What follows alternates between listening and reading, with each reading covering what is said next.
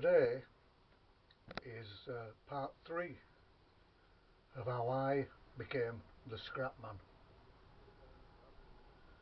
We left it off on the last one where I'd just completed the exhibition at the Sculptor Centre on the lovely island of Anglesey.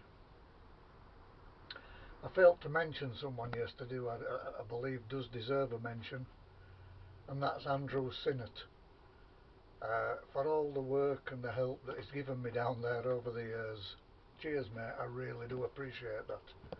Really do appreciate that. Following on from the exhibition in Anglesey, I was invited once again to become an artist for the Home Firth Art Week. Again, I put my pieces in, and I was fortunate enough again that they all sold, which was good for me, good for me. And on the back of that, I received another telephone call from a guy called Joseph Tickle, who was quite a famous painter in his own right in the Bolton area, Lancashire. He was opening his own art gallery called Charcters, and I believe it was in St George's Craft Shops or something like that, somewhere in Bolton. And he asked me if I'd do a joint exhibition, just my sculptures and his paintings. I agreed to do that, and I gathered together, I think it was about 25 pieces. Went along to the gallery, we set them up, and then Fred Dibnah, the famous steeplejack and guy from the telly, he came to open the exhibition. And Fred was a lovely, lovely guy. He was one of those kind of people that you felt you'd known all your life when you spoke to him. And he actually gave me an invite to his home because he had some scrap metal that he wanted me to take away and to turn into sculptures. After Fred did his opening speech, people came and looked around the gallery,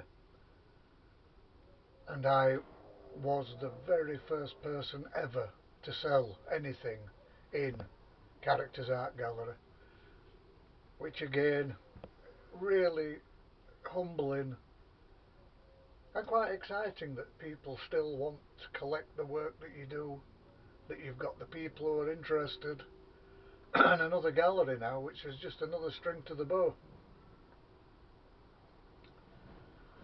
Following that, I had another call from June Lawney at the Liverpool Academy of Art, and this time it was for me to take part in an exhibition on life and death.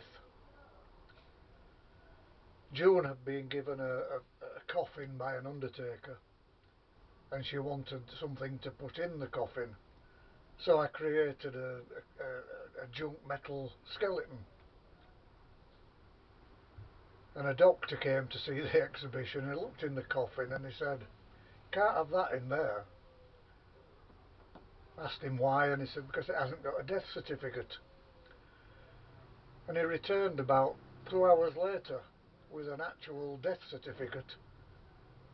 The character in the coffin that I created was called Rust in Peace, and the doctor had put down that he died by enjoying life too much. So everything carrying on, the exhibition went very well, and I look forward to further exhibitions.